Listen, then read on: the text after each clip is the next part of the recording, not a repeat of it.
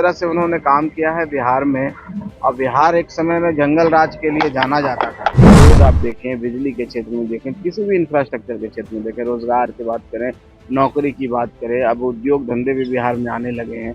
तो सब मिला करके हम सुशासन का राज है, कानून का राज है। जो बीमारू स्टेट में गिनती था उसको हम आगे ले जाने का काम कर रहे हैं। आने वाला 5 साल में हम समझते हैं डेवलप्ड स्टेट के श्रेणी में हम आ जाएंगे।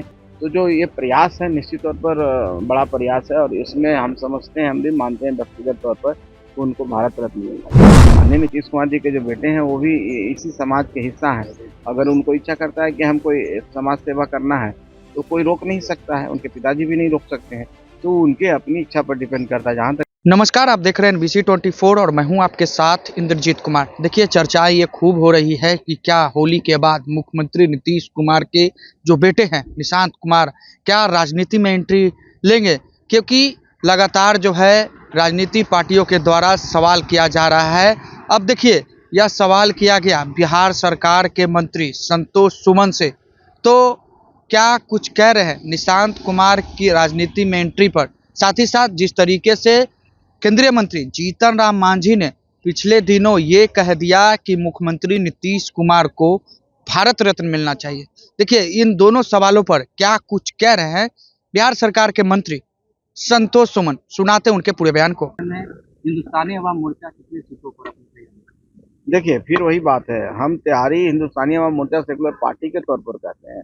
तो पार्टी तौर पर ऐसी कोई पार्टी नहीं है जो सब जगह नहीं तैयारी कर रही है अपनी क्षमता के अनुसार। अब जितनी मेरी क्षमता है, हमारी पार्टी की जितनी हमारी हमारी संगठन क्षमता है, क्षमता का मतलब संगठन क्षमता है, हम सारे सीटों पर तैयारी कर रहे हैं। 243 सीटों पर तैयारी कर रहे हैं। 243 सीटों पर हमारे कार्यकर्ता हैं और हमारे लोग हैं और सब मेहनत कर रहे हैं। हम चाहते हैं कि ज़्यादा से ज़्यादा हम संगठन के रूप में मजबूत हो, संगठन का विस्तार हम सब सीटों पर करें। बाकी आपका जो इशारा जिस ओर है वो अभी समय नहीं आया। जब समय आएगा, बातचीत होगी, बैठ के जब सारी बातें होंगी तो निश्चित तौर पर आपको भी खबर करेंगे कि हम कितनी सीटों पर। लगातार 20 से 40 सीटों की डिमांड ज्यादा ध्यान कितनी सीटों पर आएगा सर? जितनी सिटिंग सीटें हैं फिलहाल उस पर, या फिर उससे ज्यादा? अब देखिए, आप लोग का तो इस तरह का जो सवाल है, अब इसको हम, आप इसको किस वे में लेते हैं, चाहे हम इसको किस वे में ग्रहण करें, आपकी बातों से तो कुछ अलग ही बात झलकती है। हम उसको ही मीडिया में नहीं बोलेंगे, लेकिन इस तरह की बातें नहीं करें, अच्छा रहेगा। हम लोग सब समझते हैं, राजनीति में है। हम इतना ही कह देते हैं कि किसी गठबंधन में है तो विश्वास के साथ है, किसी गठबंधन में है तो विचारधारा के साथ है। और जब विचारधारा एक हो, जब जनता का सेवा करने आए हैं, तो कुछ लोग चक्कर में रहते हैं कि हम वो कहाँ से पैदा हो जाए। उस तरह के चक्कर में हम नहीं रहते हैं, ना हमारी पार्टी रहती है। ये सीट का कोई मामला नहीं है। सम्मानजनक तरीके से सबका सम्मान अगर हो और सम्मान के साथ सबका समझौता होगा और निश्चित तौर पर होगा, तो उसमें हम लोग खुश हैं।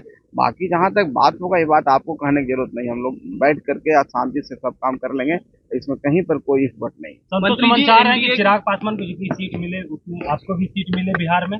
ये कौन कह दिया आपको? कोई तुलना ही नहीं होता है। हम लोग क्यों तुलना किसी से करें?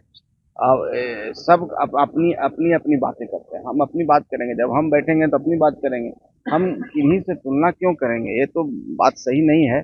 और जहाँ तक चिराग पासवान जी की बात है, चिराग पासवान जी भी अपनी पार्टी के लिए काम कर रहे हैं, अपनी पार्टी को आगे बढ़ाने के लिए कर रहे हैं। हम भी अपनी पार्टी को आगे बढ़ाना चाहते हैं। ये समय का फेर है, समय आएगा, धीरे धीरे सब हो जाएगा। आप निश्चिंत रहिए, आपको कहीं परेशानी नजर नहीं आएगी, सब आपको स्पष्ट कर दिया जाएगा। एक सवाल है सर कि मुख्यमंत्री नीतीश कुमार के बेटे निशांत कुमार को जो है वो राजनीति में एंट्री उनकी होनी है होली के बाद, ऐसा कहा जा रहा, संभावनाएं जताई जा रही है, आपको क्या लगता है? अब संभावना पर हम क्या बात करें, इसकी तो कोई जानकारी न मुझे है, और जिस दिन जानकारी होगी आपको स्पष्ट कर देंगे। और कोई भी व्यक्ति आजाद है यहाँ पर राजनीति में आने के लिए, कोई काम करने के लिए। तो माननीय नीतीश कुमार जी के जो बेटे हैं वो भी इसी समाज के हिस्सा हैं। अगर उनको इच्छा करता है कि हम कोई समाज सेवा करना है तो कोई रोक नहीं सकता है, उनके पिताजी भी नहीं रोक सकते हैं। तो उनके अपनी इच्छा पर डिपेंड करता है। जहाँ तक मैंने वीडियो देखा है और कहीं क्लिप देखा है, तो अध्यात्म की ओर जुड़े हुए हैं। उन्होंने तो साफ मना किया है। वो पता नहीं आप लोग किस आधार पर कयास लगा रहे हैं। आपके कयास पर मैं कोई टिप्पणी नहीं करना चाहता हूँ, मुझे कोई जानकारी नहीं। मंत्री जी, सवाल है कि एनडीए एक तरफ तैयारी कर रही है, झारखंड में मैया सम्मान योजना के तहत एक बार फिर से हेमंत सोरेन वापस आ गए थे, तेजस्वी यादव भी माँ बहन योजना की बात कर रहे हैं। क्या लगता है इससे फर्क पड़ेगा बिहार की राजनीति में? अब देखिए, जिसके पास कुछ देने को ना हो वो कहता है कि हम दानवीर हैं। वही बात हो गया तेजस्वी यादव जी ने घोषणा कर दिया, देंगे कहाँ से, हैं क्या चीज़, वो मुख्यमंत्री हैं क्या? तो हेमंत सोरेन ने किया, हेमंत सोरेन उस समय मुख्यमंत्री तो उन्होंने दे दिया चुनाव से पहले। तो तेजस्वी यादव जी इस तरह के, हम भी अगर कुछ नहीं है और आज हम कह देते हैं कि हम सब सीटों पर चुनाव लड़ेंगे, और हम चुनाव लड़ेंगे तो एक एक लोगों को घर बैठा के पैसे देंगे, खाना खिलाएंगे, किन्हीं को कोई काम करने की जरूरत नहीं है। आप पत्रकार बंधु जितने हैं सबको हम 50-50 हज़ार रुपये महीने देंगे, तो कह देंगे आप लोग सब वोट दे दीजिए हमको, हम चुनाव अकेले लड़ने के लिए तैयार हैं। तो ये सब फालतू की बात है, ये हाइपोथेटिकल बात है जो कभी हो नहीं सकता है।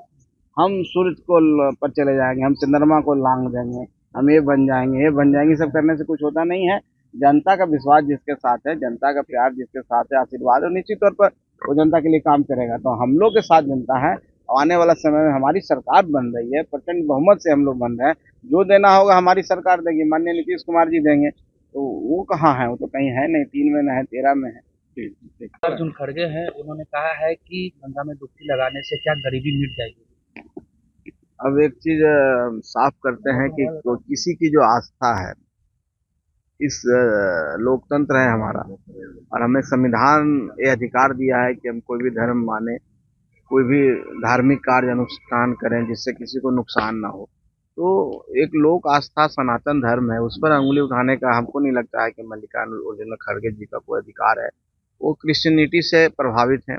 उनके जो समझिए कांग्रेस पार्टी के जो सर्वे सर्वा हैं, वो क्रिश्चियनिटी में है, वो क्रिश्चियनिटी में विश्वास करते हैं, क्रिश्चियन उस चीज़ से उनका लिंक है। तो उस चीज़ को चाहते हैं कि यहाँ पर हिंदू धर्म नहीं बढ़े, यहाँ पर सनातन नहीं बढ़े, यहाँ पर लोग अपना धर्म को ना मान के क्रिश्चियन नीति को अपनाए, इसलिए इस तरह की बातें करते हैं। ये बात कर लेने से कोई फायदा नहीं होने वाला है। हमारी एक आस्था है, हमारा एक स्ट्रॉन्ग बॉन्डेज है जो हम धर्म के प्रति है, और यही धर्म ही होए जो हम लोग को एक करता है, और एक भारत का भारतीयता होने का पहचान है। तो हम समझते हैं सब धर्मों को लोग यहाँ पर अपने हिसाब से काम करते हैं, पूजा करते हैं, जो भी कहिए मन्नत मांगते हैं, अपना अपना सबका तरीका। हम तो किसी के ऊपर उंगली नहीं उठाते हैं। राजनीति करने आए हैं, राजनीतिक बात कीजिए ना कि आपने 40 साल देश पर राज किया, आपने क्या किया इस देश को, देश की तरक्की में क्या काम किया, देश के उत्थान में काम क्या किया। आज हम लोग की सरकार है, एनडीए की सरकार है, आज देखिए कितना विकास हो रहा है, किस तरह से देश दुनिया में हमारे देश का नाम हो रहा है। तो हम समझते हैं कि अपनी नाकामियों को छुपाने के लिए लोग इस तरह की बात कर रहे हैं। महाकुंभ आस्था का पर्व है, ये 12 साल बाद आता है। आप देख रहे हैं कि 40 करोड़ जनसंख्या वहां जाने वाली है, जैसा कि सबका आकलन है। तो ये देश के 140 करोड़ में 40-50 करोड़ लोग आस्था में डुबकी लगा रहे हैं। तो हम समझते हैं कि 40-50 करोड़ और 60 करोड़, पूरे 100 करोड़ 140 करोड़ जनता का अपमान उन्होंने किया, उनको माफी मांगनी चाहिए।